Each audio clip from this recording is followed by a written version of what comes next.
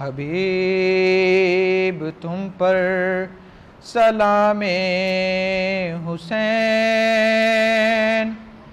میرے حبیب میرے دوست، ہے میری آنکھوں کے چین،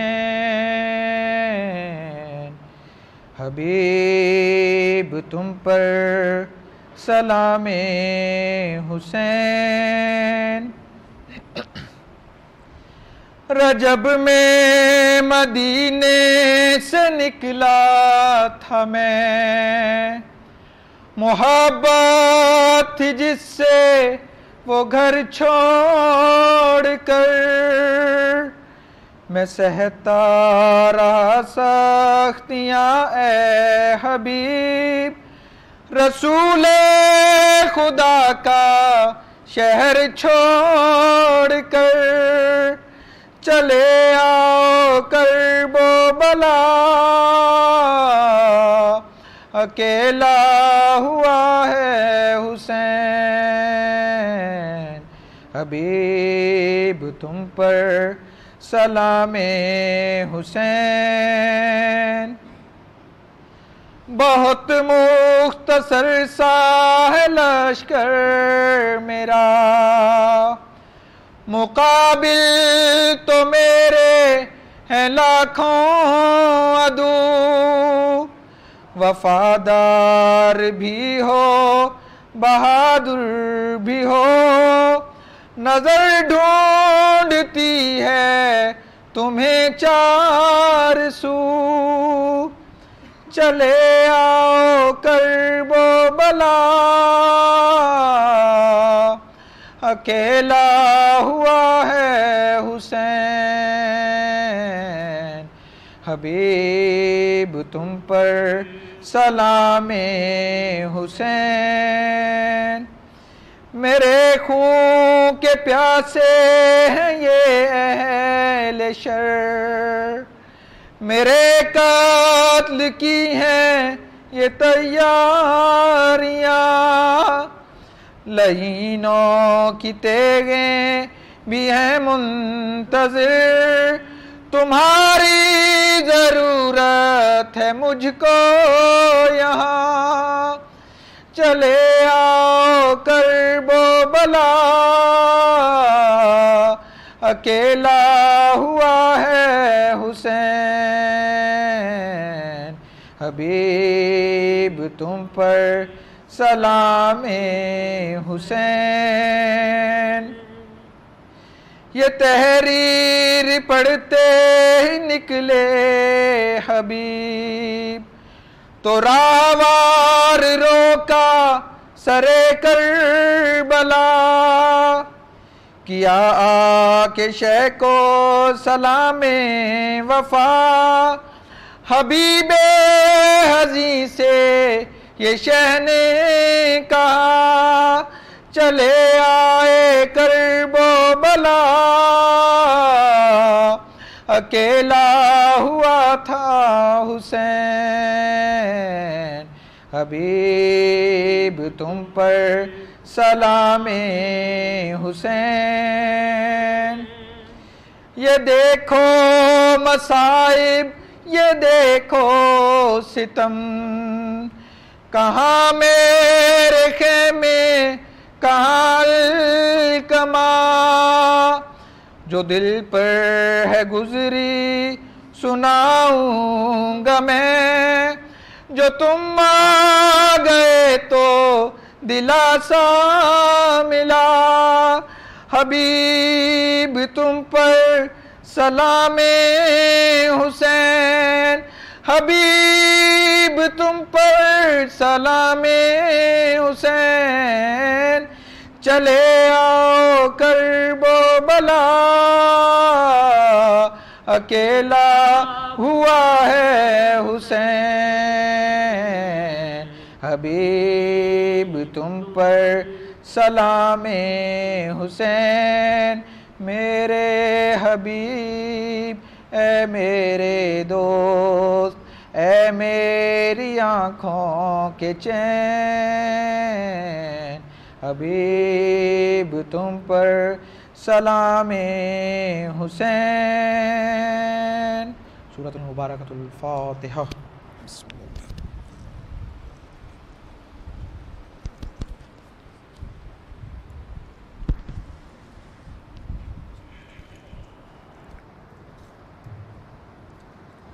پر محمد و آل محمد صلوات.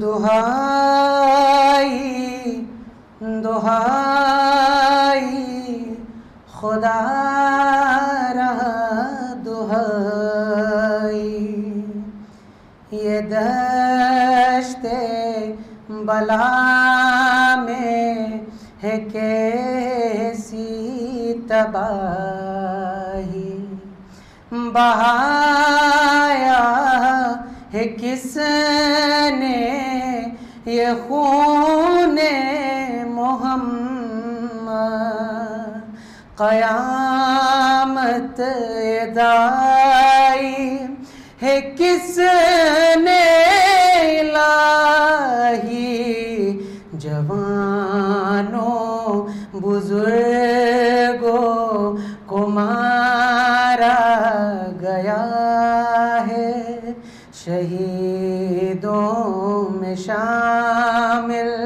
ہے ننھا سپاہی، حسین الغریب الغریب، حسین شہید شہید حسین، حسین غریب غریب حسین، حسین شہید شہید حسین، کیا جشن برپا یوں اہل ہوس نے، شہیدوں کے لاشوں پہ ڈنکے بجائے، جلا ڈال آل محمد کے خیمے، سکینہ کے منہ پہ تماچے مارے، جو بیمار تھا اس کا بستر نہ چھوڑا، نبی زادیوں پر بھی درے چلائے، حسین غریب غریب حسین شہید،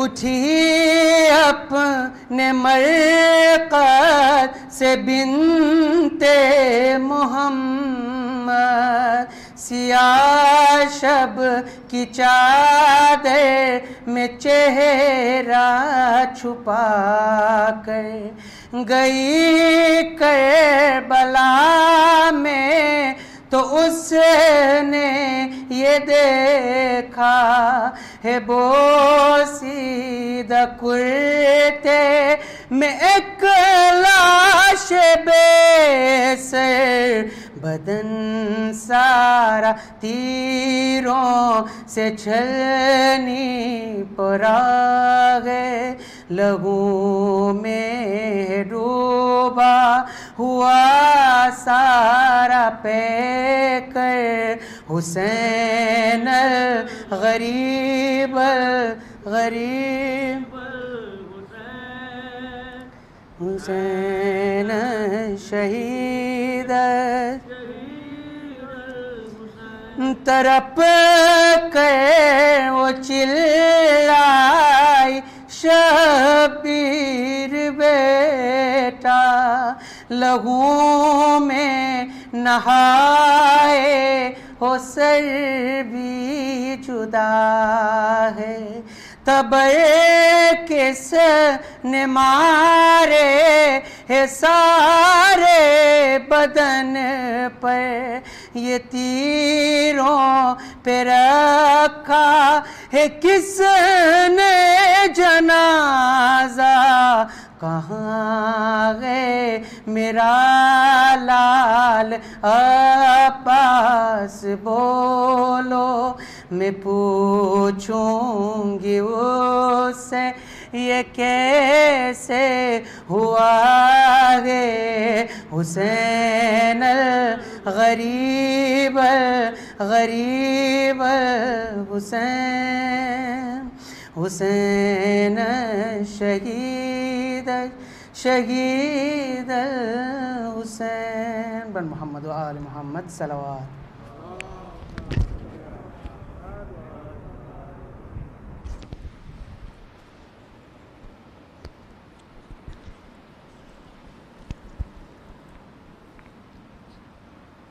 برائے خوشنودی امام زمانہ بلند تک صلوات۔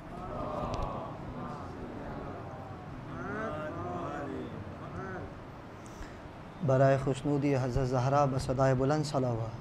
اللہم صلی علی محمد و اللہم صلی علی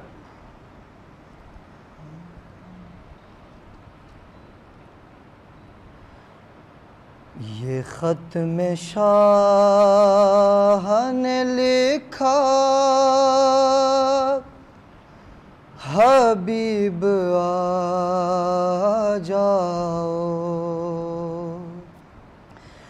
یہ خط میں شاہ نے لکھا، حبیب آ جاؤ، تمہارا دوست ہے تنہا، تمہارا دوست ہے تنہا، حبیب آ جاؤ، یہ خط میں شاہ نے لکھا، حبیب آ جاؤ، شہید کیسے ہوا وہ بتاؤ گے آ کر، تم حال مسلم بے کس سناؤ گے آ کر، رقیہ تکتی ہے رستہ، حبیب آ جاؤ، یہ خط میں شاہ نے لکھا، حبیب آ جاؤ، اور لگاؤ اس سے بھی اندازے میری غربت کے، جہاں پہ ابن علی لکھنا تھا وہاں میں نے دیا ہے ماں کا حوالہ، حبیب آ جاؤ، یہ خط میں شاہ نے لکھا، حبیب آ جاؤ، اور بتا رہا تھا اسے کوئی بھی نہیں ہے میرا، تو بولی ثانی زہرا حبیب آئے گا، ہے اس کو تم پہ بھروسہ، حبیب آ جاؤ، یہ خط میں شاہ نے لکھا، حبیب آ جاؤ، اور وہ جب یہ سنتی ہے کوفے سے آ رہے ہیں شقی، وہ جب یہ سنتی ہے کوفے سے آ رہے ہیں شقی، تو پوچھتی ہے ہمارا بھی آئے گا کوئی، دعائیں دے گی سکینہ حبیب آ جاؤ، یہ خط میں شاہ نے لکھا حبیب آ جاؤ، اور گوارا کر نہیں سکتی حسین کی غیرت، تمہاری زوجہ کی چادر کو لوٹ لے امت، تم اس کو چھوڑ کے کوفہ حبیب آ جاؤ، یہ خط میں شاہ نے لکھا حبیب آ جاؤ، اور مجھے ہے یاد وہ لمحہ جو رب کی مرضی سے تم ہو کے زندہ میری بات سننے آئے تھے، بلا رہا ہوں دوبارہ، بلا رہا ہوں دوبارہ، حبیب آ جاؤ،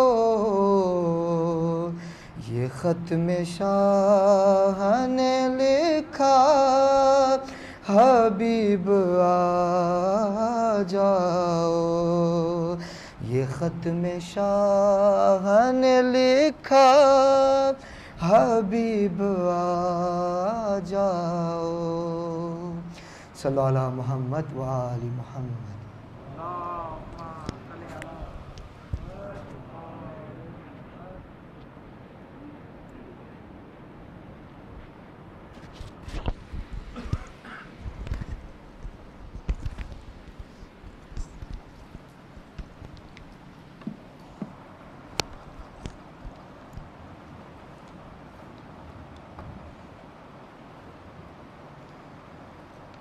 أعوذ بالله من الشيطان الرجيم،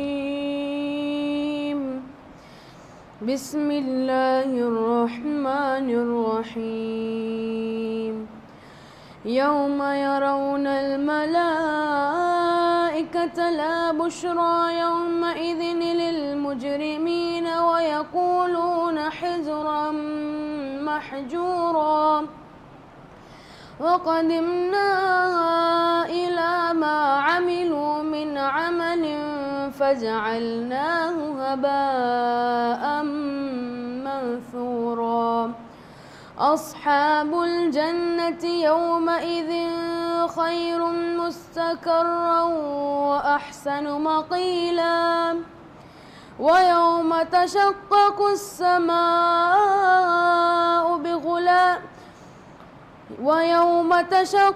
السماء بالغمام ونزل الملائكة تنزيلا، الملك يومئذ الحق للرحمن، وكان يوما على الكافرين عسيرا، ويوم يعض الظالم على يديه يقول يا ليتني اتخذت مع الرسول سبيلا، يا ويلتى ليتني لم أتخذ فلانا خليلا، لقد أضلني عن الذكر بعد إذ جاءني، وكان الشيطان للإنسان خذولا، وقال الرحيم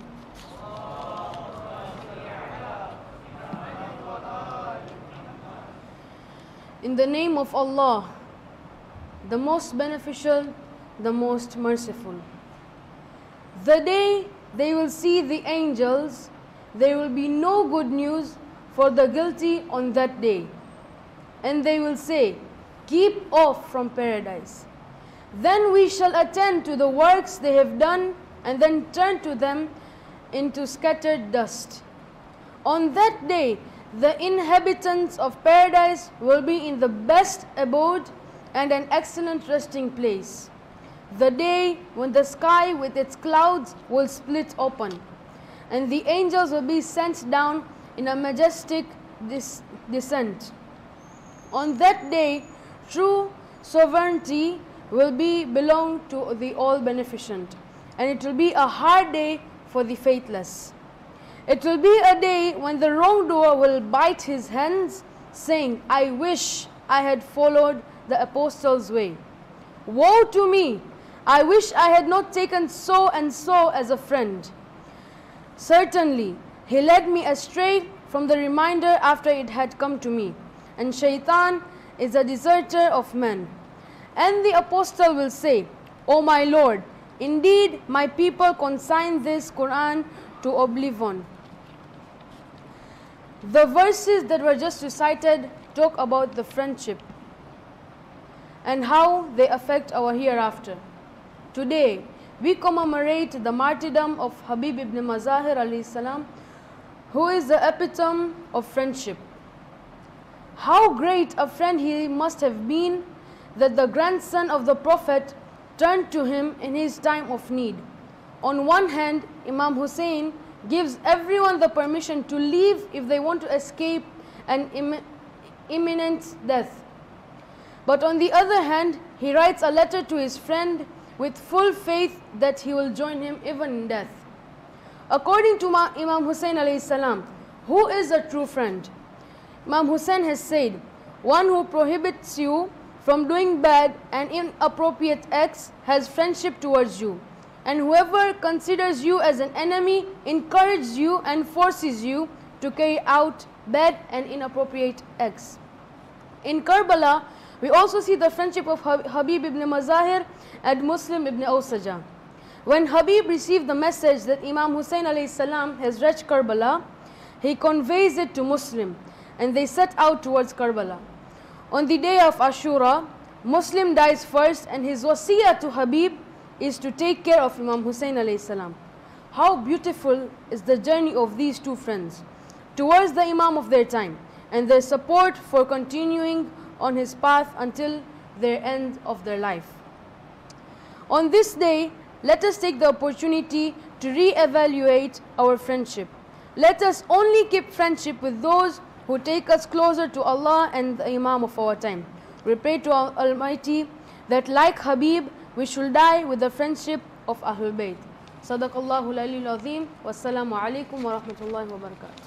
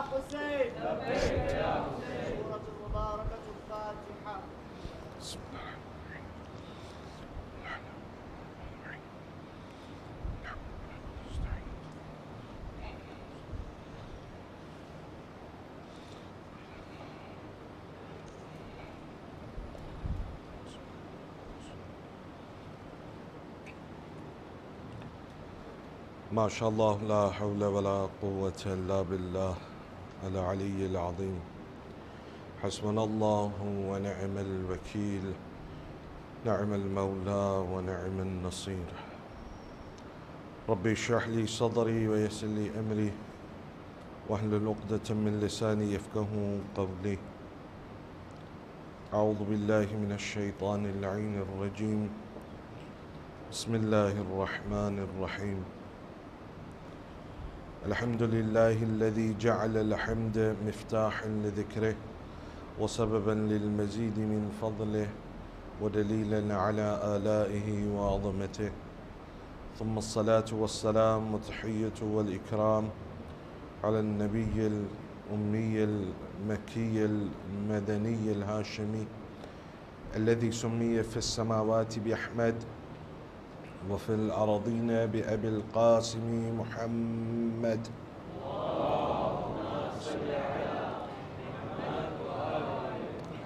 وعلى أهل بيته الأطيبين الأطهرين سيما أولهم أمير المؤمنين وآخرهم بقية الله في الأراضين روحي وأرواح العالمين لتراب مقدمه الفداء ورحمة الله على محبيهم ومواليهم وشيعتهم أجمعين ولعنة الله على أعدائهم وغاصب حقوقهم ومنكري فضائلهم ملعونين. Amma ba'd, for the happiness of Hazrat Zahra Marziyah, for the enlightenment of the graves of your marhumin, of the graves of the shuhada, ulama and siddiqeen, for the safety of the followers of Ahl al-Bayt around the world, and for the safety and the hastening of the reappearance of Hazrat Baqiyatullah al-A'zam, Arwahun al-Fida, please recite a Husayni salawat.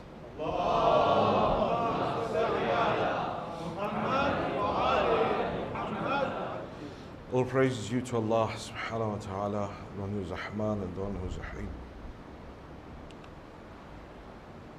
We have been looking at a discussion or at a hadith from the 8th Imam to his companion Rayyan ibn Shabib, where the Imam explains the importance of the Aza of Sayyid al-Shuhada, and he puts into perspective what those tears that are shed for Imam al-Hussein mean. We've looked at buka for Imam Hussein. We've looked at tears that come down to the cheeks as an absolute forgiveness of one's sin.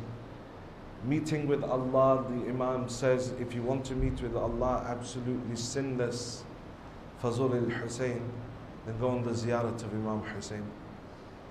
The next thing that Imam says to him, says, Ibn Shabib, O son of Shabib, if you want to receive the same amount of thawab as if you were also martyred by the side of Abu Abdullah, then every time you hear about Imam al-Hussein, make sure that you say, Ya laytani kuntu ma'ahum fa'afuza fawzan azima.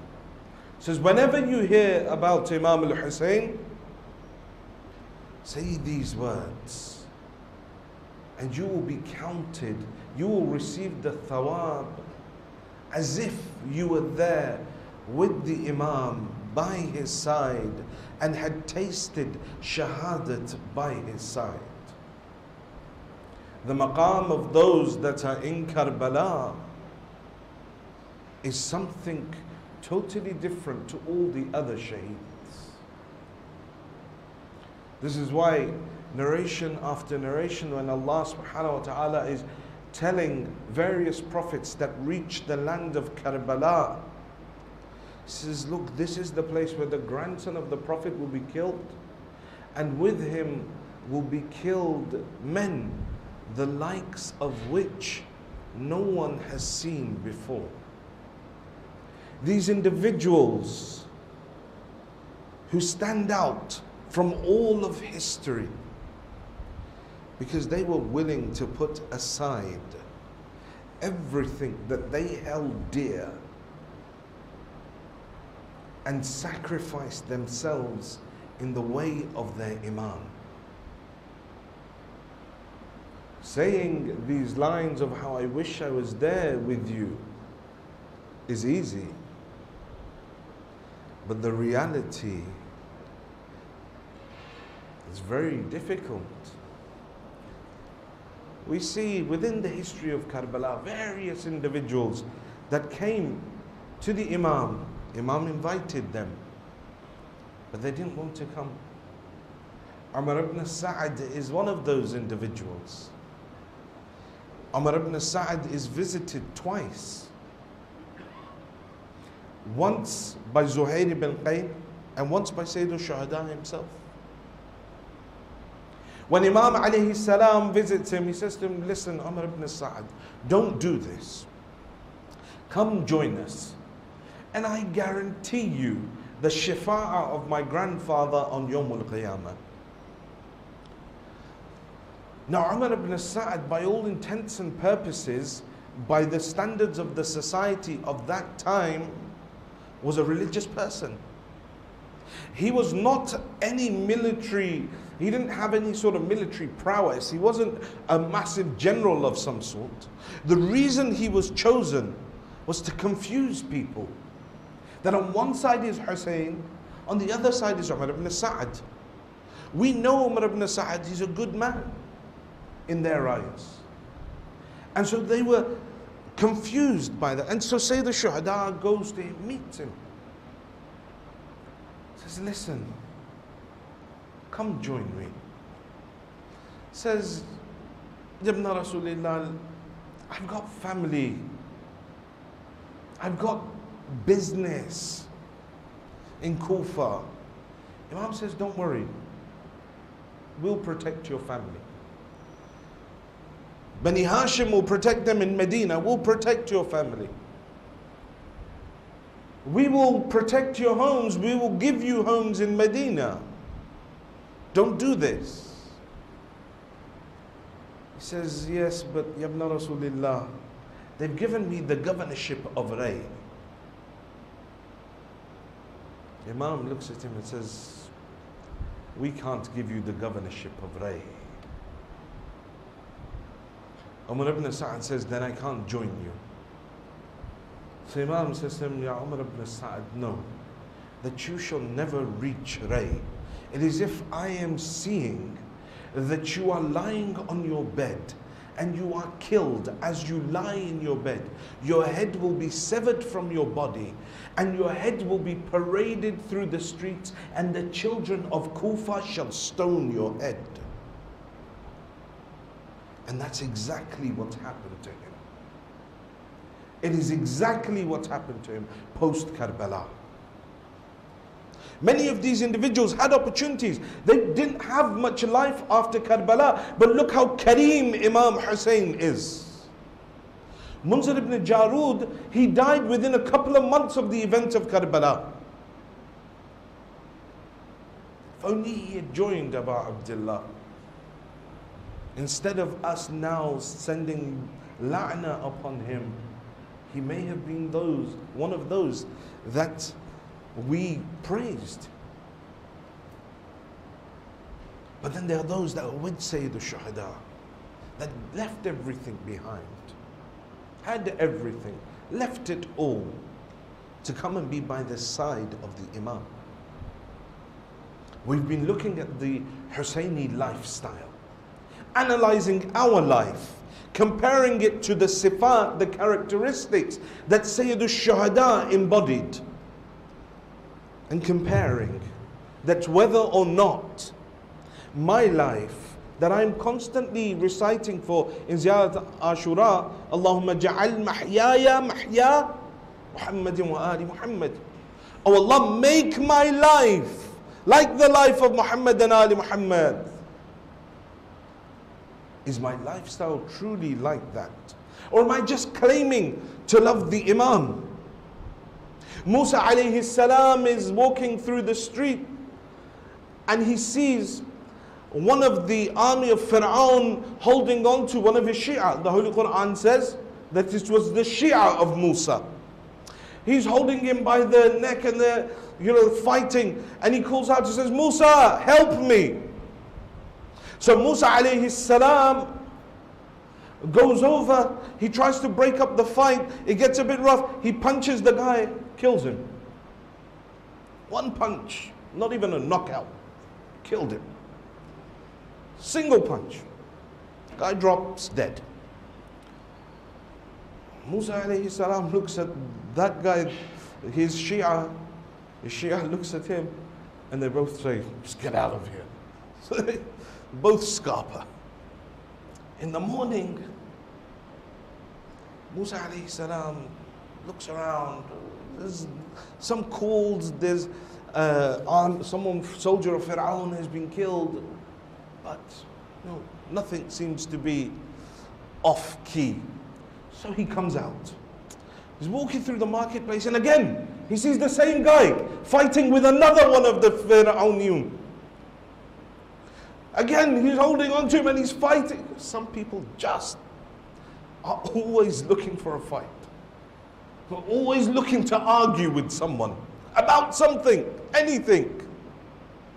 Even if they don't know anything about it. Anyway, this guy again, Musa alayhi salam looks at him, says, you are a troublemaker. What are you doing? He's like, Musa, help me, help me. He says, I helped you yesterday. Now you've got into another fight. So Musa alayhi salam says this and walks towards him, and he thinks that Musa alayhi salam is going to hit him now. So he goes, Musa, are you going to punch me and kill me like you killed the guy yesterday? Oh, everyone, he's the one that killed the man. He claimed to be a Shia. Claimed to be a Shia. But this is how he reacted in that situation. Am I like that? Because I'm also a Shia awaiting an Imam. When things get tough, will I sell out to my own Imam?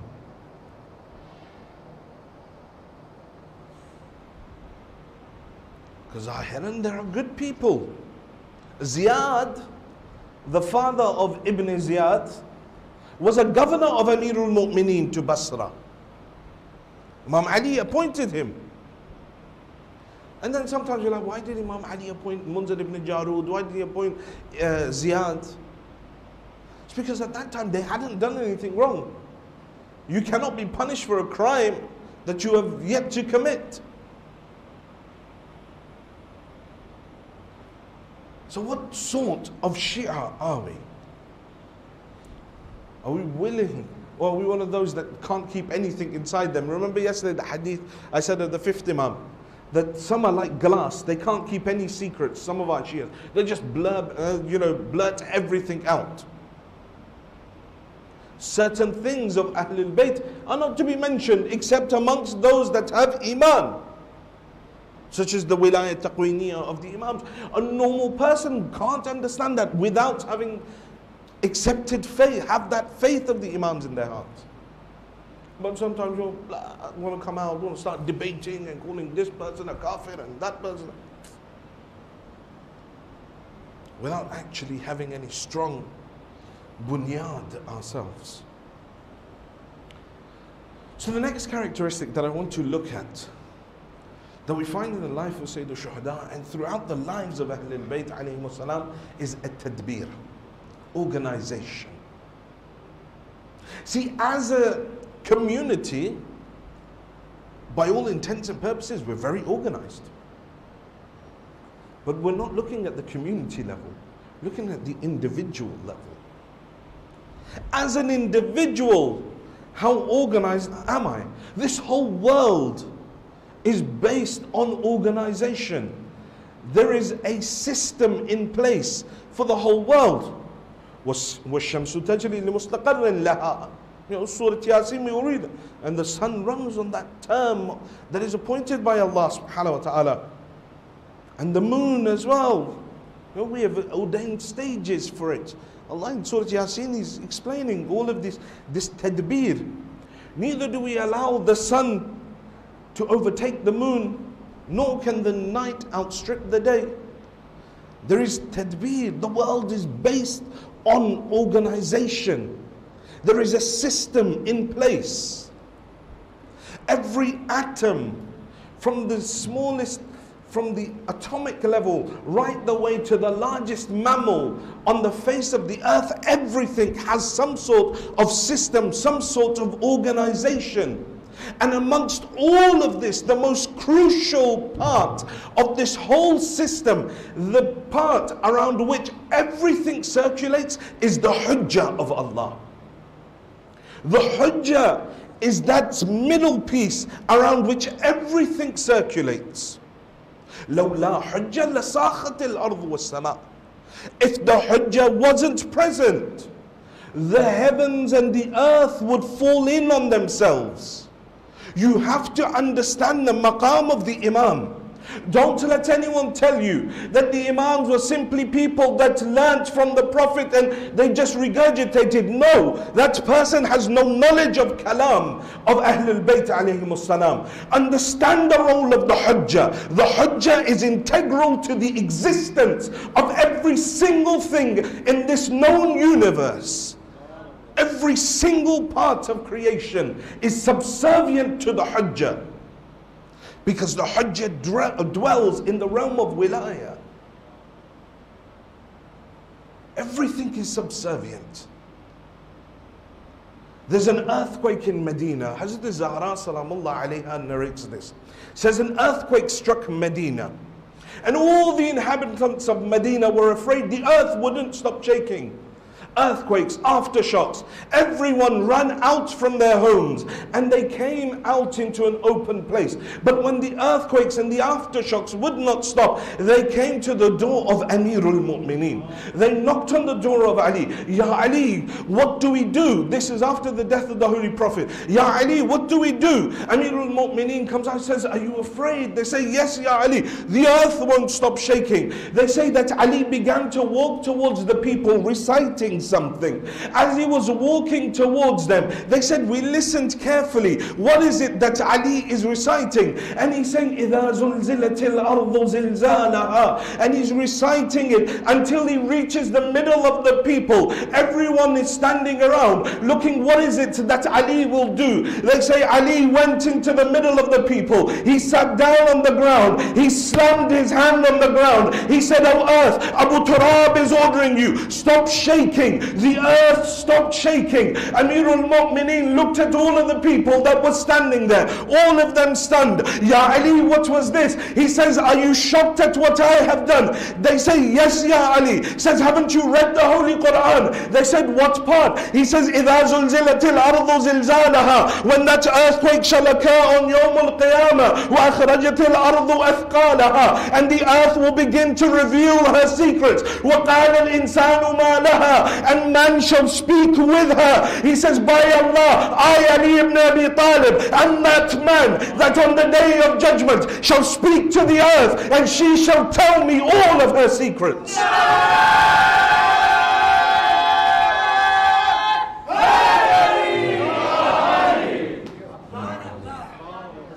The role of the hujjah. Every single atom in the earth is subservient to the hujjah. Don't let anyone tell you anything different. That person hasn't studied aqaid enough. The hujjah of Allah is the integral piece around which everything circumambulates, all of existence. Because of the hujjah, بِيُمْنِهِ رُزِقَ الْوَرَىٰ وَبِوُجُودِهِ ثَبَتَتِ الْأَرْضُ وَالسَّمَاءُ. It is because of the hujjah the earth receives its rizq. And it is because of the hujjah that the heavens and the earth continue to exist. You can never remove the hujjah from the earth because existence will cease to exist. So there is organization in this whole system. In this whole system that Allah subhanahu wa ta'ala has created. And Amir al-Mu'mineen to Imam al-Hasan and Imam al-Hussein, salawatullah wa salamuhu alayhi. Allahumma salli ala Muhammad. In his will, he says to them, Usikuma, I advise the both of you, wa jami'a waladi, and all of my children, wa ahli, and my family, and those who shall read what I have to say, towards two things, bitaqwallah wa nadhmi amrikum. Says towards the fear of Allah subhanahu wa ta'ala, and towards organization, to organize your affairs, get your things, get your life in order. The Holy Prophet says, I don't fear for anything of this ummah. I don't fear for the poverty that you will face, but I fear for your disorganization. He says, that's what I fear.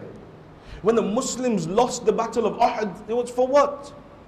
Because of disorganization. Hubb al-mal, they left their position to go and chase after the war booty because they thought that they were missing out. And as a result, the Muslims lost that battle. Imam Hussein alayhi salam once asks Amir al-Mu'mineen, says, Father, what was the life? You spent your whole life with the Holy Prophet. You know, Amir al-Mu'mineen says that I followed the Holy Prophet around like a small baby camel follows its mother around. I learnt from the Holy Prophet. And this is one of the things that ironically Yazid says. You know, sometimes Ahlul Bayt's fada'il are so great, even when the enemies try to suppress them, they become majboor, that they have to themselves say their fada'il. When Imam al-Sajjad asks to go and recite on the member, or he calls it a pile of sticks, they say, Yazid, let him go. What's he going to do? He says, no, you don't understand who this family is. These individuals have taken knowledge from Rasulullah zakkan zakka, in the way that a bird feeds its child. They have received that ilm from Rasulullah. Not just memorized it. They received that ilm. That's why Amir al-Mu'mineen says, قَدْ زَكَّنِي رَسُولَ اللَّهِ زَكًّا زَكَّا. Holy Prophet gave me that ilm in the same way that a bird passes food to its child in whole form. So Imam al-Hussein asks Amir al-Mu'mineen, Ya Ali, father, what was the life of the Holy Prophet like? Amir al-Mu'mineen says the Holy Prophet of Islam would separate his life into three parts. Juz'un lillah, the first part was for the sake of Allah subhanahu wa ta'ala. The second part was for his family. Second part of his day was for his family. And the third part of his day, لنفسه, for himself. And though that final part he split into two. One part of that was spent with the people, and then one part of it was spent solely with himself, alone. It is so important on your spiritual journey, whatever level you're at, whatever you're trying to achieve, everyone, whether you like it or not, you're on a journey to Allah. Yeah? It's a conveyor belt. Ya ayyuhal insan, innaka kadihun ila rabbika kadhan. Oh mankind, you are striving towards Allah. It's like a conveyor belt. It's going. Whether you like it or not. This path is going to Allah. You're free. You don't want to pray, don't pray. You don't want to fast, don't fast. You want to listen to music, go ahead. You're on this conveyor belt. Do what you want. Look at haram, see haram, touch haram, do whatever. But remember one thing. You are on this conveyor belt towards one place. إِنَّكَ كَادِحٌ إِلَىٰ رَبِّكَ كَدْحًا. And there will be a day when you will meet him and you will answer for every moment of your life. You can choose to go against the grain. You know where you see people trying to run back up escalators. Well, some people, it's fruitless exercise. You're going to that end. Whether you like it or not, you're going there. But there's an important part of your day that must be spent with yourself. Just contemplating, tadabbur, tafakkur. Think about your day away from everyone. Turn off your mobile phone. God forbid. Turn off your mobile phone. Put it away. Turn off the TV. Move away from your phone. Everyone. Just you on your own. We don't get the time anymore. We don't get the time. We're always like, I haven't got enough time.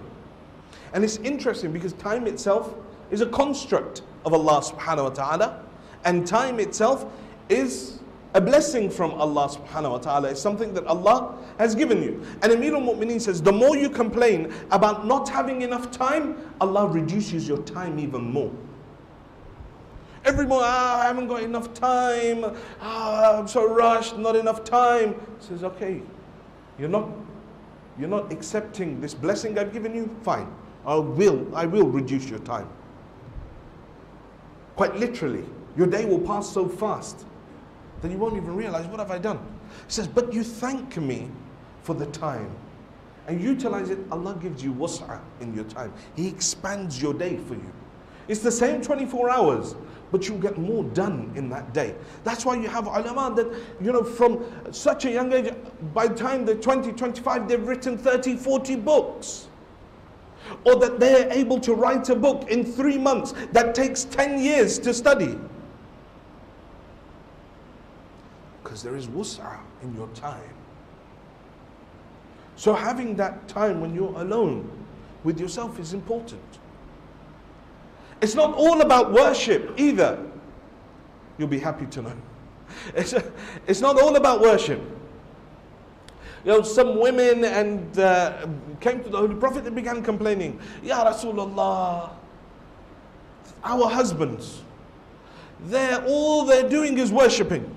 They've left us, they've gone up into the caves and they're doing namaz and they're fasting and they're not wearing nice clothes.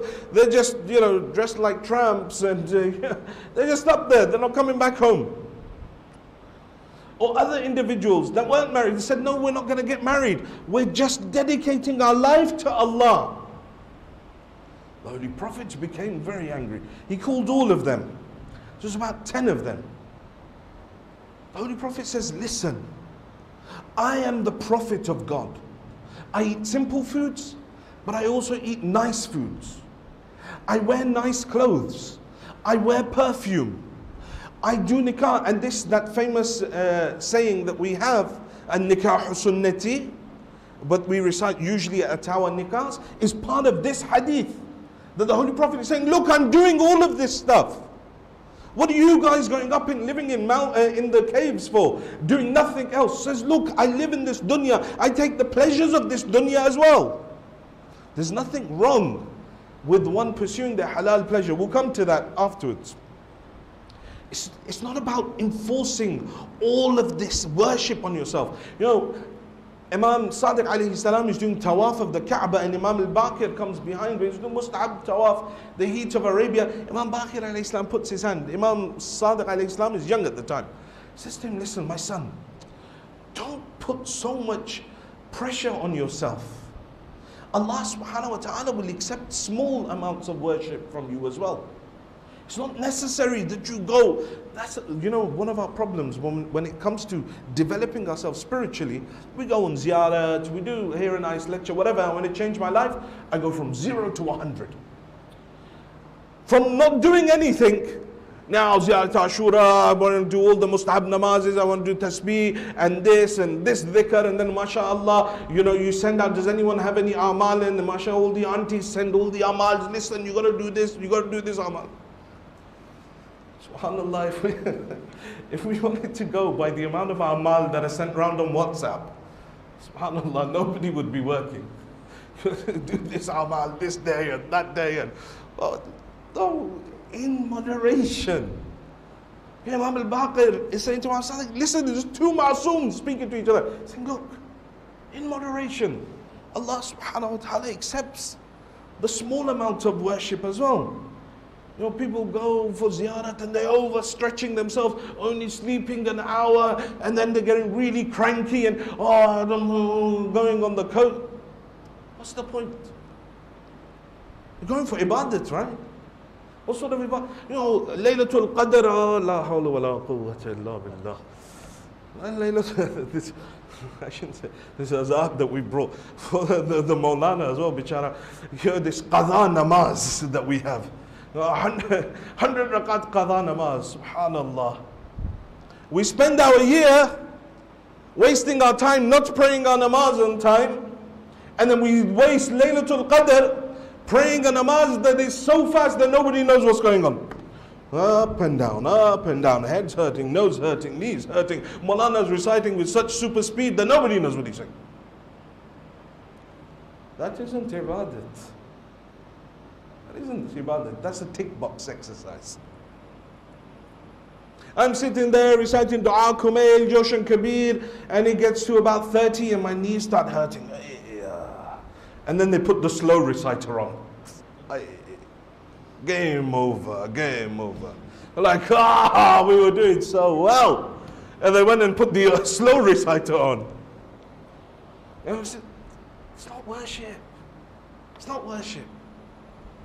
Aside from your wajibat, don't force yourself to do the things that you're going to be distracted with. If you're picking up one of our teachers, you say, look, if you're reciting Quran or you're reciting Dua Kumail or something, and you get to one page and then you start flicking forward and you're like, how many to go? Oh my God. He says, leave it. Your ibadat is enough for that. Because you concentrated, that ibadat is worth it. But the problem is that we have culturalized and checkboxed the religion so much that my Laylatul Qadr is not complete unless I've recited Surah Dukhan, Surah Ankabut, I've done the 100 rakat namaz, I've done this tasbih. By the end of it, I don't even know what I'm saying. Maulana is reciting and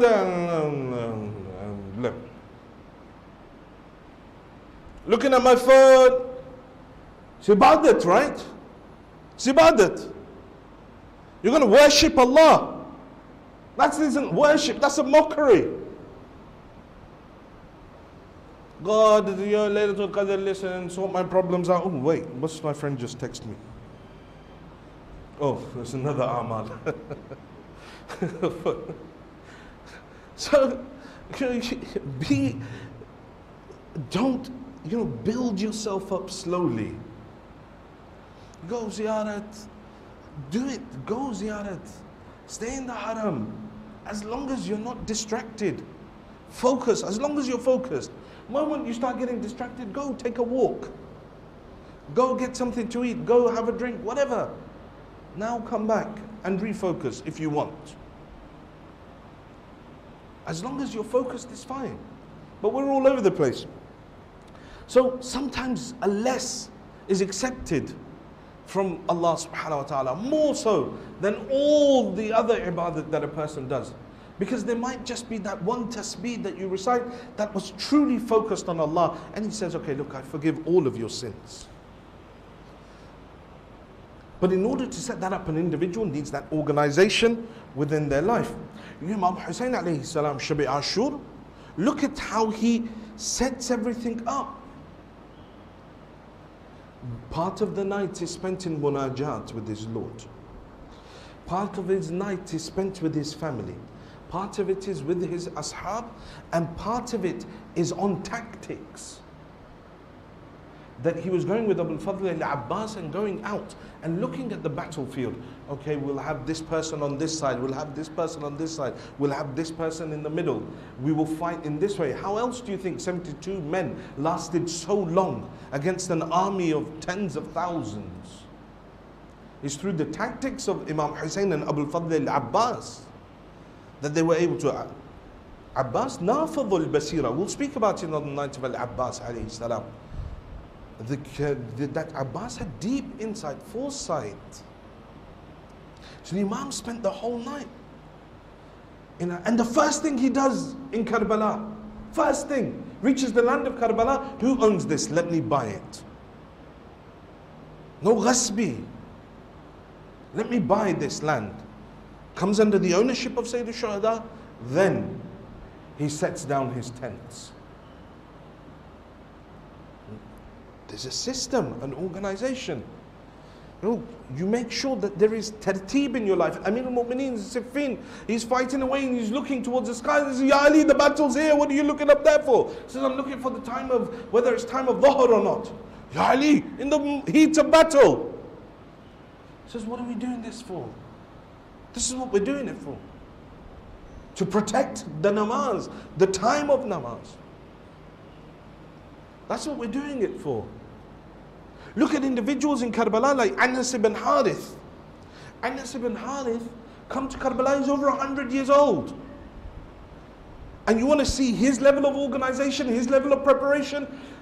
Imam Hussein alayhi salam is born Zahiran, he's still a very young child. The Holy Prophet holds him in front of the people. He says, this son of mine, Hussein, will be killed in the land called Karbala.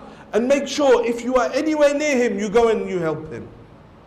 Anas ibn Harith picks up sticks from Medina and goes. Finds the land of Karbala. At that time, 50 something years earlier. Finds the land of Karbala, sets up tent there. Fast forward, Sayyid al-Shuhada comes to him. Yabna Rasulillah, I heard your grandfather say all those decades ago that you would come here. Yabna Rasulillah, I have been waiting for you. I'm ready to go. He was so old on the day of Ashura that they say he tied a bandana on his eyebrows to lift them up so that he could go out and fight. At-tadbir, organization. Imam al-Kadhim salawatullah wa salamuhu alayh.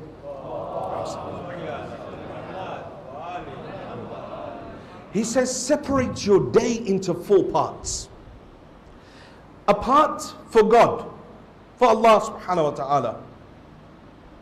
That you're there and you're focusing on your prayers, you're focusing on your connection with Allah subhanahu wa ta'ala. It's essential that you find that time. That this is for Allah. It doesn't have to be in segments. Let's say you break your day down and you say, okay, look, 5 hours for Allah subhanahu wa ta'ala, or, break down those waking hours that you have into 4. It's like this 4 hours, and then I don't have to do it in one block. But I break it down, okay, an hour here, make sure that I do those 3, 4, 5 hours for Allah subhanahu wa ta'ala. The dead, they look from the barzakh at us. And the riwayat say that they're constantly calling to a person. Why aren't you praying? Do more ibadah. Go and fulfill your wajibat, because we need it. When you come here, you're going to need it. When a person enters the realm of the akhirah, it's a realm of destitution. That these individuals, that's why it's mustahab to say, look, if you're eating something in the wilderness, if you're going to, and you have some left over, throw it away for the animals to eat. Come back to the animals, the rights of the animals. It says, leave them some to eat. Obviously, if you're in the city, then make sure that you give it to someone that's poor, that needs that food. Don't just throw it away. Make sure you give it to someone. In the wilderness, throw it.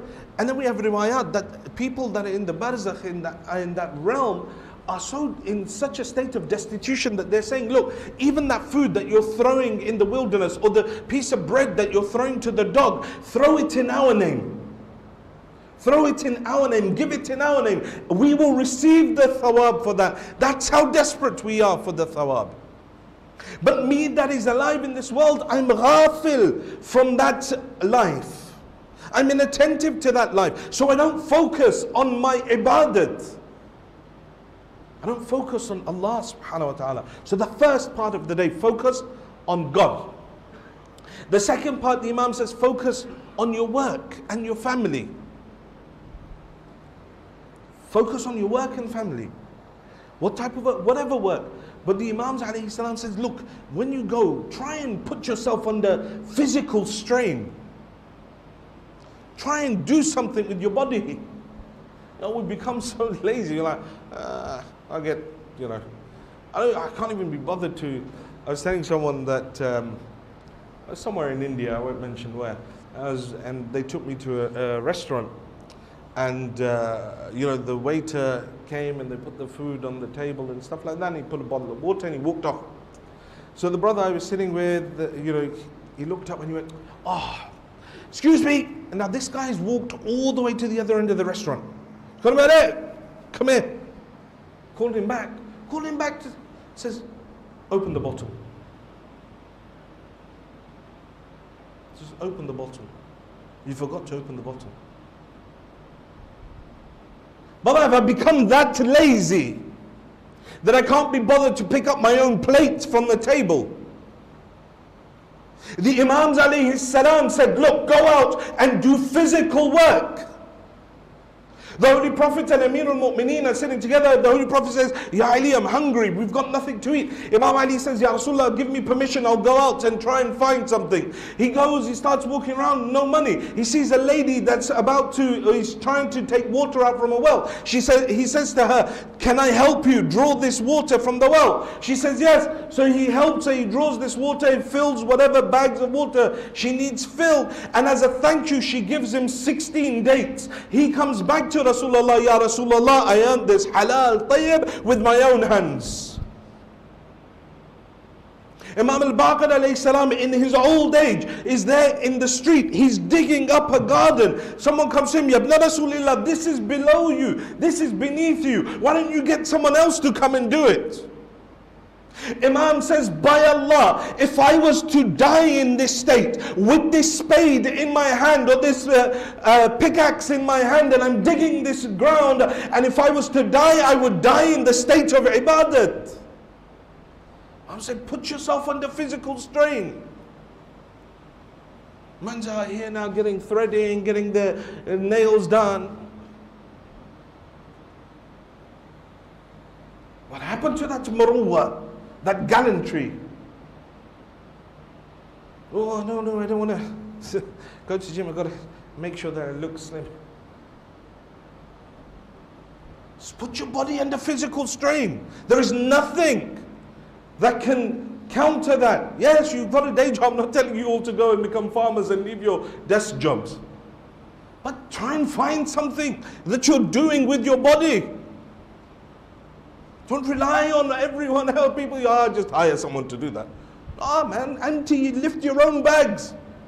Because I swear to you, there will be a time where there will be no one to carry your burden. And you shall carry your own burden. And every man and woman and child shall carry their own burden. And that is the day of judgment. That scroll of deeds that every human being will come out of their grave with will be so heavy. They say, were it to be placed on the mountains, it would turn them to dust. Don't be afraid of getting your hands dirty. Put your body under strain.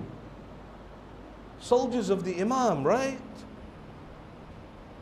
Or we're just hoping the Imam's going to come and say something and blow on us, and that's it. Strength of 50 men.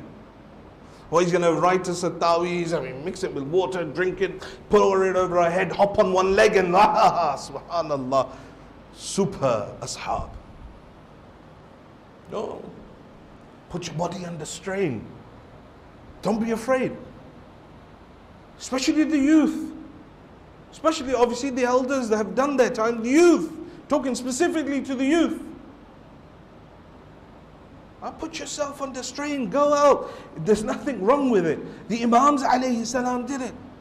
So the second thing, find time for your family and for work. Spend time with your wife. Ask how her day was. Spend time with your parents. Ask how, when your parents are gone, it's at that time you realize how much, when you become a parent yourself, you realize how much you crave the attention of your children. Just because your parents may say one or two harsh things to you, that doesn't give you the right to totally ignore them and walk away. Because if you do that, damnation is towards hell.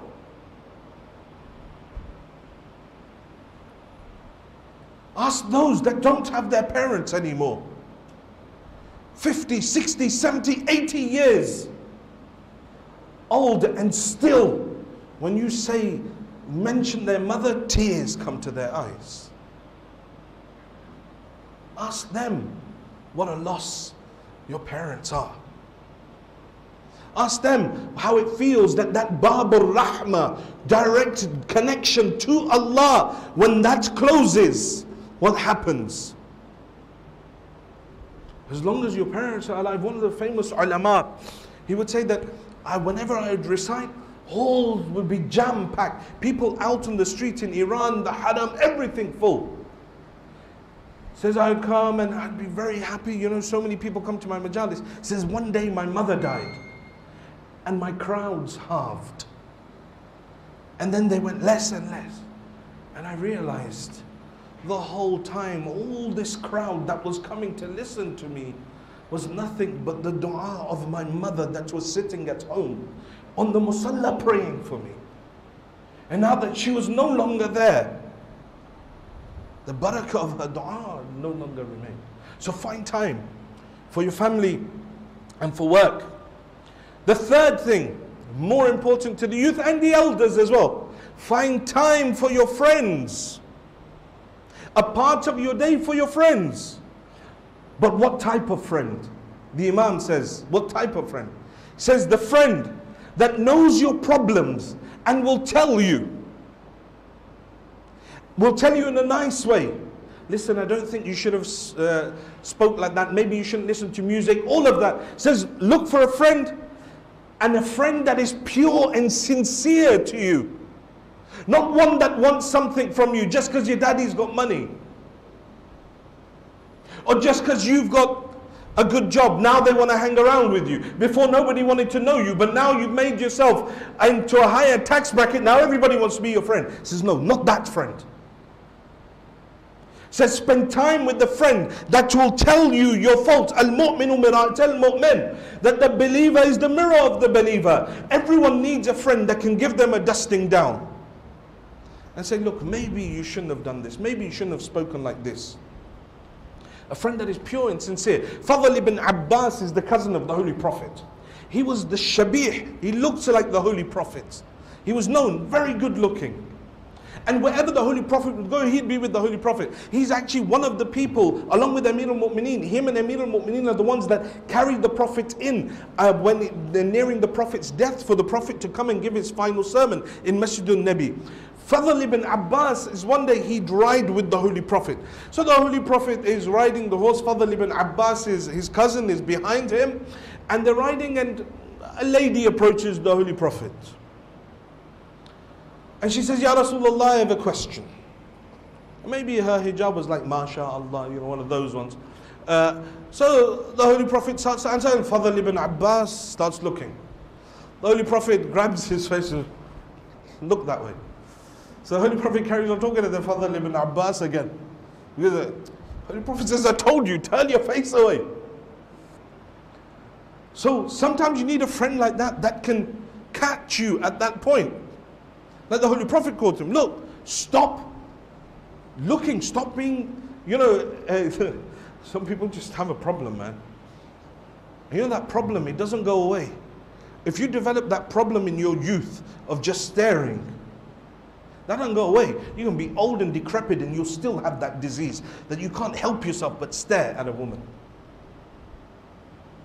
It's a disease with those lustful eyes. It's a problem. Having a good friend that'll keep you on the path. Everybody needs that friend that is sincere. The young brother that was reciting at the start in the Holy Quran, the ayah of the Quran, Ya laytani lam attakhidh fulanan khalila. There will be certain people that will be dragged to hell. And as they're being thrown into hell, they'll be like, oh man, I wish I hadn't taken that person to be my friend. Because of him today, I'm ending up in hell. When I'm selecting my friends, always look for someone that is better than you religiously. Always someone that you perceive to be better than you. If you don't pray Salatul Layl, you look at someone and think, you know what, this person probably prays Salatul Layl. Let me attach myself to them. I don't pray Quran very well, but this person recites Quran very well. This person is regular with their Salah. This person, I've never seen him lie or do ghiba. Make sure that you attach yourself to someone better than you. Don't always keep company with those that are below you, that are constantly blowing smoke up your backside. Because that is what will cause you to become arrogant. We surround ourselves with people that, oh, Sheikh, very good Majlis. Oh, excellent. Oh, no, you didn't do anything wrong. Oh, that was amazing. And all they're doing is destroying us spiritually. Surround yourself with people that are true to you, that are sincere, that will tell you. And then the last part, the Imam says, and make sure that there is a time for your halal pleasure. And he says, and this is the most important, because it will give strength to the rest of your day. So make sure you find time to play your PlayStation. Make sure you find time to go and play football, go swimming, go horse riding, go. Make sure you find time for your halal pleasure, for your halal leisure. Islam encourages it. Go, travel, see things. Learn, gain ibrah, do whatever, just chill. It's okay to chill. You know, we somehow feel like really bad when we just, well, I'm not doing anything here, I'm just relaxing, and there's no problem with it. Go. The Imam says, go and do it. Meet with your good friends. Go, find time for yourself, just chill out, relax, read a book, do something. Relax your mind. De-stress yourself. It's okay, there's nothing wrong with it, as long as it's halal. So separate your day into that. Create an organization for yourself within. Become more organized and create yourself a spiritual program. And from amongst them, you know, look at the friends that you have. Because good friends, more than anything, will aid you on this journey towards Allah subhanahu wa ta'ala. Find yourself friends like Habib ibn Madahir.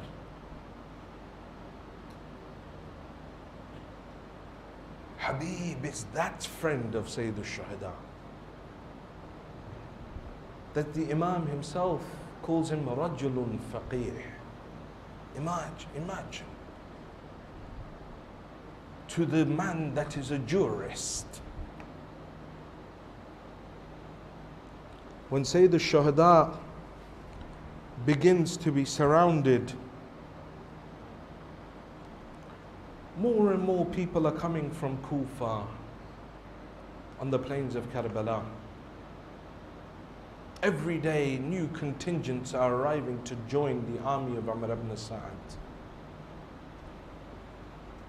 And Zainab al-Aqila comes to Imam. Says, oh my brother, there are so many people that are joining the army of Umar ibn Sa'ad. Oh Hussein, do we not have anyone that we can call? Abu Abdullah can only think of one person. Says Zainab, let me call Habib. Habib is part so close to Abi Abdullah. He owes his life to Imam al-Hussein. But Habib is also part of the Shurtat al-Khamis of Amir al-Mu'mineen, the 5 elite guards. He's very dear to Ahl al-Bayt. His bravery was known. Imam writes to Habib, من حسين بن علي إلى رجل فقيه. From Hussein ibn Ali to the man that is a jurist, Habib ibn Madahir. Habib, I have been surrounded by the enemies. Habib, if there is any way that you can make your way to Karbala, then come. Habib receives the letter, prepares himself. As he's leaving, he sees an old man standing by a stall. He looks at him and says, Muslim ibn Awsaja. He says, what are you doing? He says, Habib, I'm buying some henna for my beard. I've grown old. My hair has become white. I'm putting henna on my beard. Habib looks at him, says, Muslim, come with me. Let me take you to a place that such a henna will be applied to your beard that it will never leave until the day of judgment. The son of Zahra is alone in Karbala. Muslim ibn Awsaja and Habib start making their way. Habib had already sent his slave to the outskirts of Kufa. And as Habib arrives, he finds his slave in conversation with the horse of Habib. Says, "Oh horse, oh steed of my master Habib, if Habib does not come, by Allah, I will ride you and I will go and aid the son of Zahra in Karbala." Habib, hearing this, he says, "You have that much love for Abi Abdullah. Go, I've freed you." He says, "Habib, where am I to go when the son of Zahra is alone in Karbala? Habib, take me with you." Habib, Muslim ibn Awsaja, his slave, they make their way towards Karbala. As they arrive in the land of Karbala, the news begins to pass that Habib ibn Namazahir has come. There is such a relief in the tents of Abi Abdullah when they hear that Habib has arrived. There is such a sense of elation that when Habib comes and Imam Hussein runs to embrace him, "Habib, you've come to our aid at this time." They say as Habib and Imam are standing there, Fidda comes. "Oh Habib, the daughter of Zahra, Zainab, sends her salams to you." They say that Habib sat down on the ground and began crying.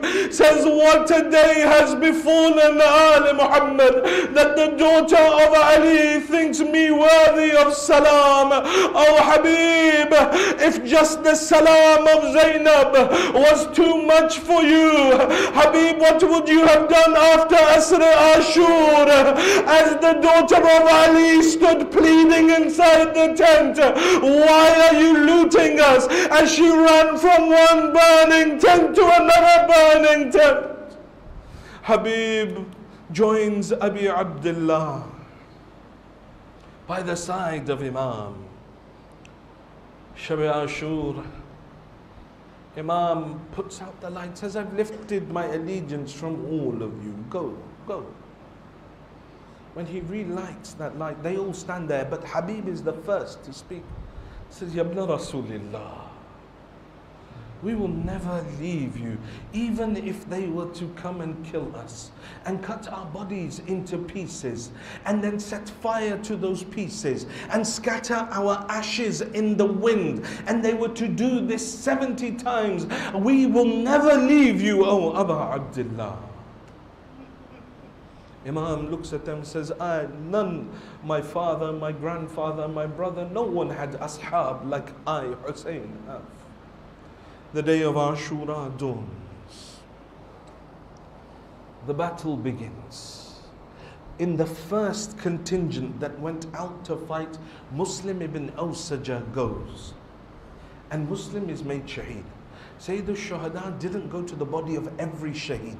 There's only a handful from amongst the ashab and a handful from amongst Ahlul Bayt that Imam actually went to their bodies, because at times it was impossible because they were fighting out in groups. But one of the people was Muslim ibn Awsaja. Both Habib and Muslim, both Habib and Imam ran to the body of Muslim.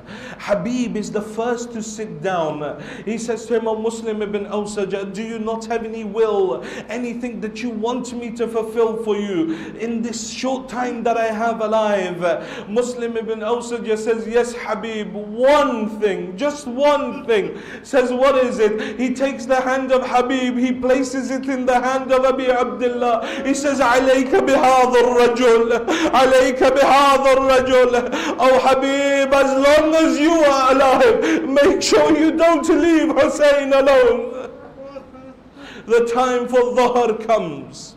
Abu Abdullah prepares the army to pray Salatul Khawf. As the adhan is given, someone shouts out, Hussein, do you think that your namaz will be accepted? Why are you praying? Your namaz will never be accepted. It is at that point that Habib, infuriated, pulls out his sword. He turns towards Abu Abdullah. He says, Yabna Rasulillah, this salah I will pray in heaven with your grandfather. He rides out and he begins to attack. He begins fighting as the salah is going on. Soon Habib is attacked from all four sides. He falls to the ground. Assalamu alayka ya Abu Abdullah. Oh Abu Abdullah, accept the final salam of Habib. Imam rushes to the body of Habib ibn Namazahir. He stands by the body of Habib. Oh Habib, you were the one that would finish a whole Quran in a night. Oh Habib, my dear friend Habib. Abu Abdullah returns to the tent. The death of Habib was so important to the army of Umar ibn Sa'd that when they severed the head of Habib, they began arguing amongst themselves, who is it that will carry the head of Habib? But because they could not decide and the argument would not stop, they eventually decided that they would place the head of Habib around the neck of a horse. When the head of Habib reached inside Kufa, the man that was holding the horse that had the neck of Habib on it, the head of Habib on it, he began walking. He said, I saw a young boy from the crowd running and looking towards this head. And he would run ahead again and look towards this head. And I looked at the boy and I said to him, boy, what is it that you want with this head? Why do you keep on looking at this head? Who are you? He says, my name is Qasim. هذا رأس أبي Habib. That is the head of my father Habib. My name is Qasim. Give me the head of my father. He refused to give the head to the boy. But I remember one other child in Karbala that asked for the head of her father. And instead of refusing to give it to her, they brought the head of her father on a tray. Sakina ran towards Abi Abdullah's head. She took the head of her father. أبتا من الذي يتمني على صغر سني أبتا من الذي قطع وليديك. Father, tell me who orphaned me at such a young age. Father, tell me who cut the veins of your neck. أبتا ليتني كنت عميا ولم أرى رأسك هكذا. Father, how I wish that I was blind on this day, that I would not have seen your head in this state. The child lays down with the head of her father. The narration says she placed her lip on the lips of her father. Abata, Father, they whipped us when we left Karbala. Father, every time we would cry for you, they would slap us. But Father, no one was slapped more than our auntie Zainab, because every time they wanted to slap us, she would stand in the way and say, don't slap the children of Abi Abdullah, slap me instead. She sat there telling her father of everything that was to happen. Soon a voice came, oh Ilayya fa'ana laka bil intidhar. Oh, come to me my child, for I've been waiting for you. The child falls silent. Imam al-Sajjad goes towards her, finds the head on one side, the child lying on the other. He places his hand on her, calls out, Inna lillah wa inna ilayhi raji'un. Oh, Auntie Zainab, my sister has left this world. ألا لعنة الله على القوم الظالمين وسيعلم الذين ظلموا أي منقلب ينقلبون إنا لله وإنا إليه راجعون. Pray to Allah subhanahu wa ta'ala, Ya Allah, for the sake of these tears, Ya Allah, forgive our sins. Ya Allah, forgive the sins of our parents. Ya Allah, those of our parents that are alive, give them long lives. Those of our parents that have left this world, give them a place next to Ali Muhammad in Jannah. Ya Allah, those who are ill, many people have contacted us from different parts of the world, Ya Allah, with members of their family that are ill, they themselves that are ill, people from this community that have asked us specifically, Ya Allah, for the sake of these nights, for the sake of the daughter of Abi Abdullah, Ya Allah, give them all shifa'ah. Ya Allah, those who are in debt, clear their debts. Those who are in education, make them successful. Ya Allah, keep our ulama and our maraji at the head of our institutions. Ya Allah, give us tawfiq to go on the ziyarat of Abi Abdullah. Ya Allah, hasten the reappearance of the Imam of our time and allow us to be amongst his true muntadreen, his true waiters, Matam Hussein. Ya Hussein.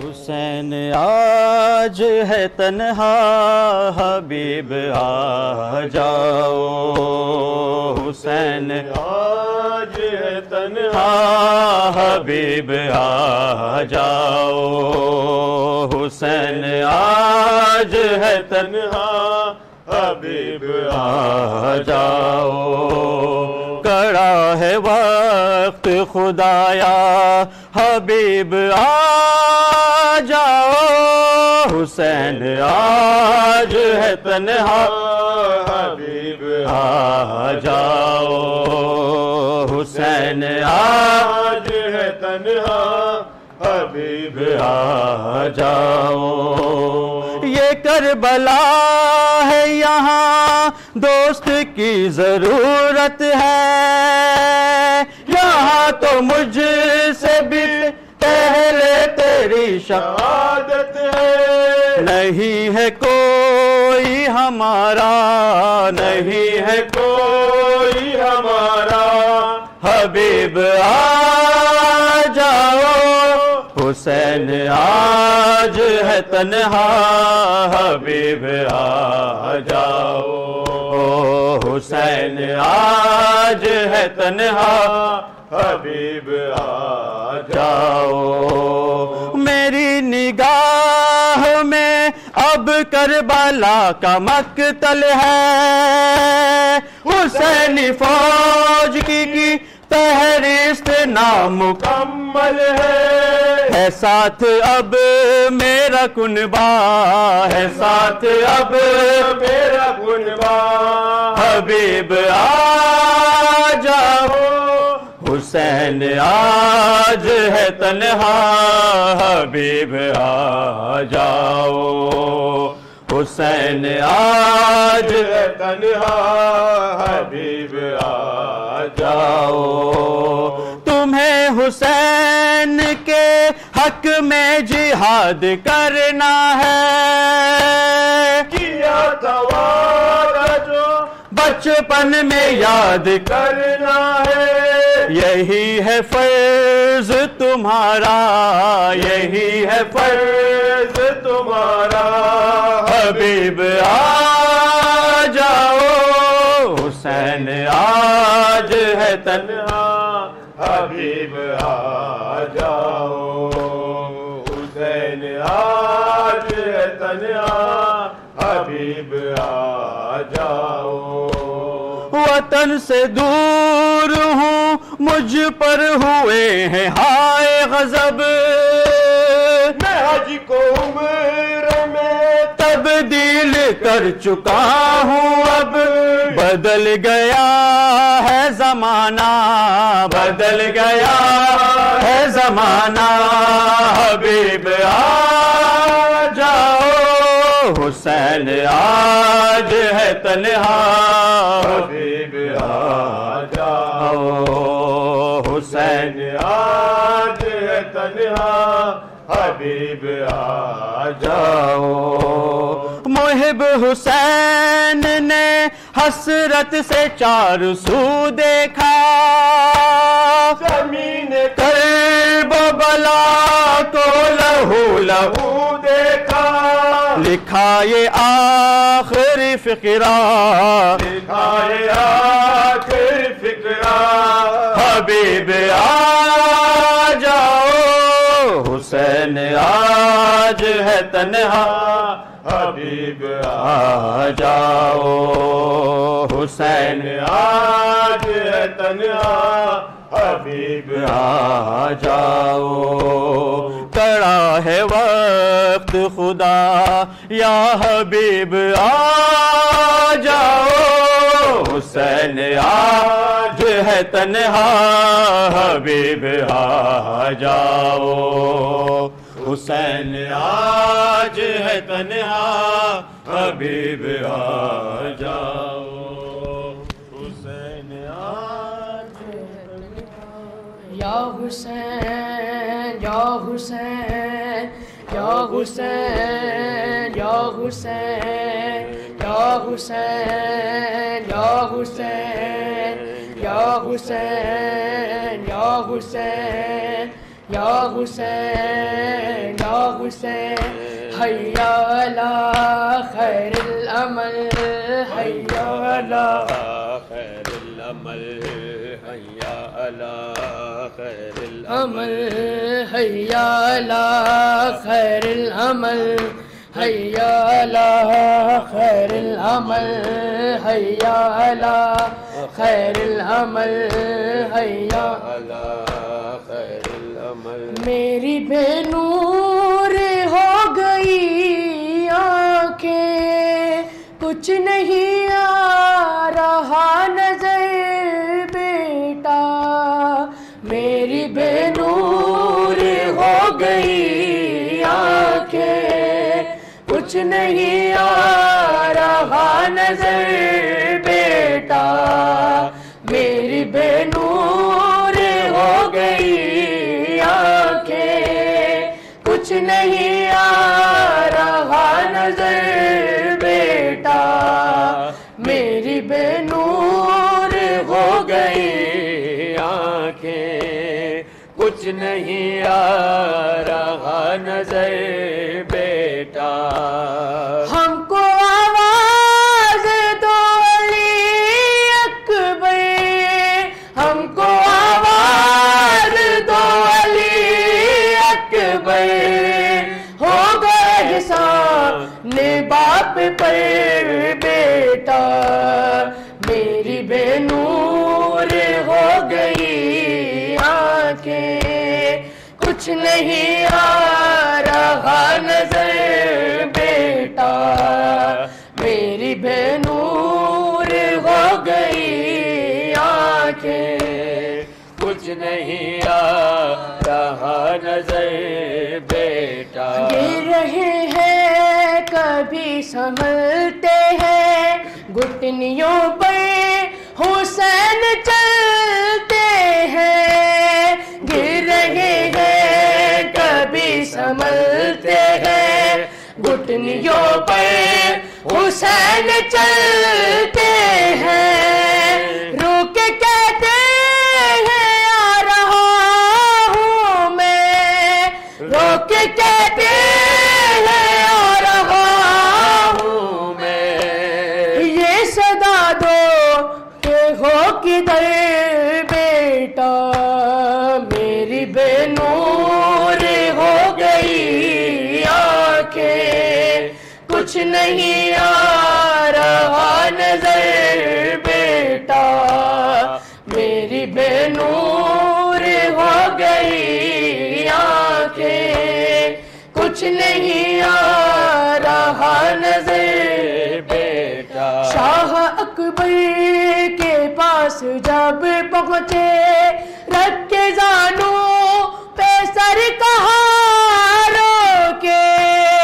شاہ اکبر کے پاس جب پہنچے رکھ کے زانوں پہ سر کہاں روکے کس نے ماری ہے برچ سینے میں کس نے ماری ہے برچ سینے میں کس نے زخمی کیا جگر بیٹا میری میری بے نور ہو گئی آنکھیں کچھ نہیں آ رہا نظر بیٹا میری بے نور ہو گئی آنکھیں کچھ نہیں آ رہا نظر بیٹا ہے نہیں تم کو اس کا اندازہ داغ کڑجل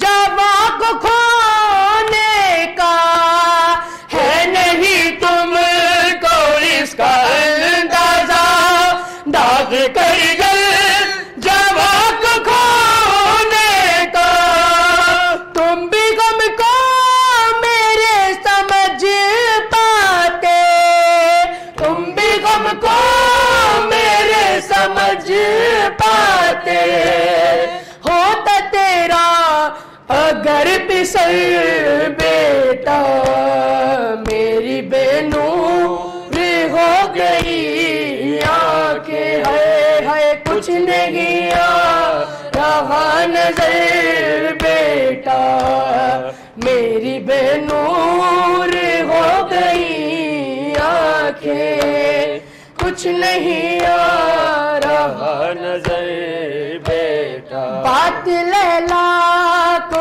یہ ستائے گی ماں تمہاری نہ بھول پائے گی بات لیلا کو یہ ستائے گی ماں تمہاری نہ بھول پائے گی یاد کر کر کے تیرے زخموں کو یاد کر کر کے تیرے زخموں کو اب وہ روئے گی عمر بھر بیٹا میری بے نور ہو گئی آنکھیں ہے کچھ نہیں آ رہا نظر بیٹا میری بے نور ہو گئی آنکھیں ہے کچھ نہیں آ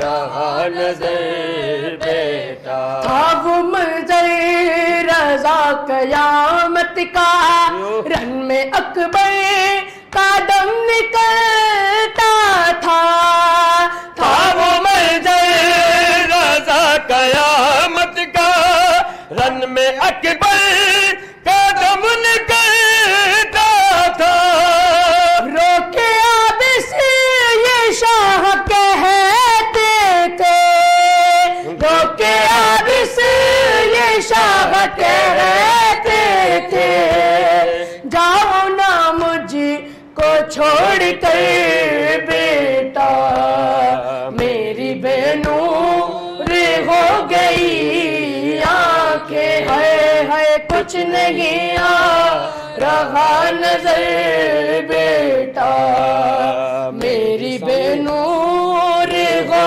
گئی آنکھیں کچھ نہیں آ رہا نظر بیٹا ہم کو آواز دو علی اکبر ہم کو آواز دو علی اکبر ہو گئے احسان باپ پر بیٹا میری بے نور ہو گئی آنکھیں کچھ نہیں آ رہا نظر بیٹا اللہم صل علی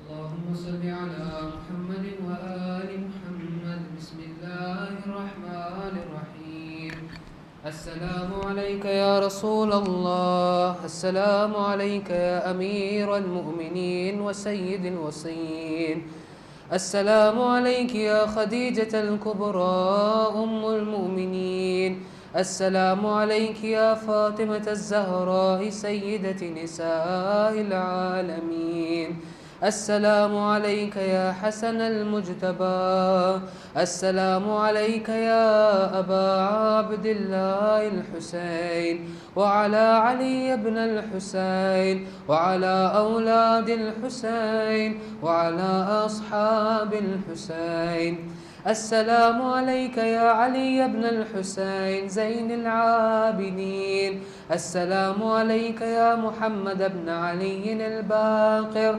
السلام عليك يا جعفر بن محمد الصادق السلام عليك يا موسى بن جعفر الكاظم السلام عليك يا علي بن موسى الرضا وعلى أختك فاطمة المعصومة السلام عليك يا محمد بن علي التقي الجواد السلام عليك يا علي بن محمد الهادي النقي السلام عليك يا حسن بن علي العسكري السلام عليك يا حجة الله يا ابن الحسن يا مولانا يا صاحب الزمان السلام عليك يا خليفة الرحمن السلام عليك يا شريك القرآن السلام عليك يا كعبة الإيمان السلام عليك يا إمامي وإمام الإنس والجان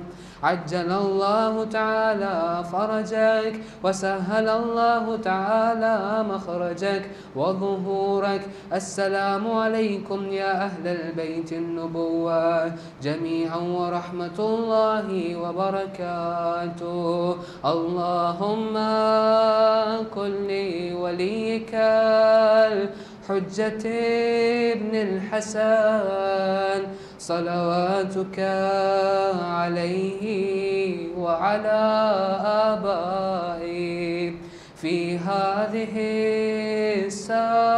الساعة وفي كل ساعة وليا وحافظا وقائدا وناصرا ودليلا وعينا حتى تسكنه أرضك توعا وتمتعه فيها طويلا برحمتك يا أرحم الراحمين.